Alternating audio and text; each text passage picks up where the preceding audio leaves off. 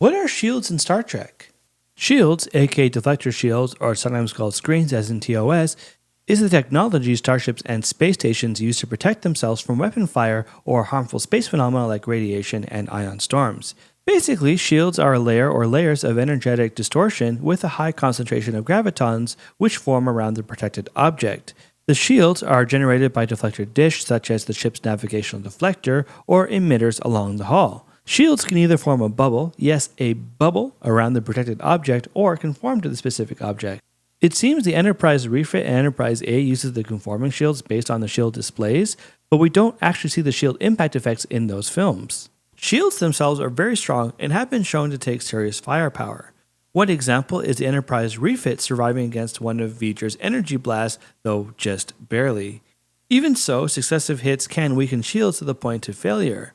Shield strength is denoted by percentage with tactical officers yelling things like, "Shields at 60%!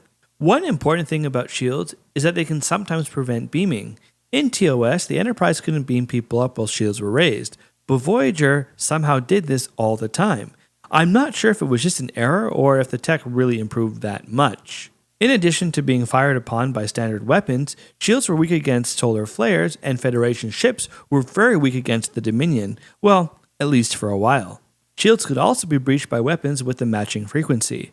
Just ask Geordi, who accidentally destroyed the Enterprise D by glancing at a panel with the ship's shield frequency on it. A frequency of 257.4. Adjust our weapons to match. 257.4. The odd thing about Star Trek shields, which is really never explained on screen, is that the shields themselves don't seem to actually stop weapons from hitting the ship's hull. They just simply seem to weaken the attack, minimizing the damage. Now, this might explain why consoles are always exploding in people's faces and sparks are always flying everywhere, even when shield strength is very, very high. Again, never really explained on screen, but something to think about. On a side note, I've always loved the shield that Atlantis has in Stargate Atlantis because of how strong it actually is. Literally, nothing can breach it as long as they have enough ZPMs.